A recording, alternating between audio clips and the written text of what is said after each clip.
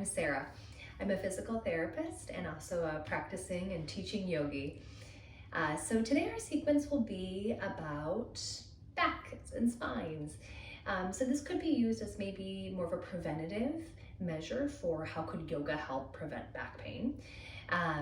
Maybe if you're recovering from a back flare or issue, this could be something that you use later along the route once you feel like you're able to start to do some more movement with tolerance. But I want to sprinkle in a little bit of the evidence-based research behind back pain and where we're at currently, which is pretty exciting. We've had a lot of evolution in the last 10 years around now what we know about what causes back pain and what doesn't cause back pain. And so with that, the ways that yoga can maybe help would be, today I'll discuss 3 of them. So one of them being spinal variability. So variability meaning many different types of movements.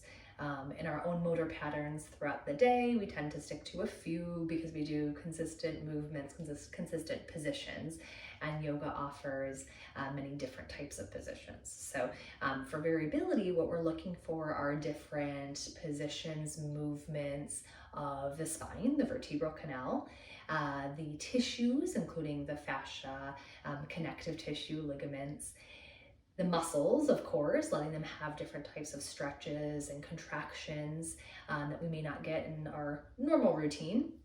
And then also for the nerves, for them to have some variability, meaning they get a little bit of movement, they get a little bit of even stretch and pull themselves as well. Another thing that we might gain from doing yoga to prevent back pain would be just the connection and the awareness. So when we do kind of these nuanced, specific, even novel movements, not only are we creating some new motor patterns, but we're also activating parts of the brain. And this is very helpful, especially in the context of pain, because with pain, we often have this almost hypersensitivity of the brain, or the brain perceiving certain movements or positions as being threatening. And so when we do them in kind of a lower risk setting, lower load setting, or one specific context where we can control a lot of our variables in our yoga space, then often the brain takes it as not very threatening. And so we can explore maybe some movements or positions that ordinarily would be tricky for you or maybe cause some discomfort. And maybe in this context, we can start to normalize or make them be more tolerable, which is very exciting. And then the last thing would be to get some movement of the nerves. So peripheral nerves, meaning the nerves that come away from the spinal cord and go to our head, the tips of our fingers, the tips of our toes. These peripheral nerves need blood movement in space.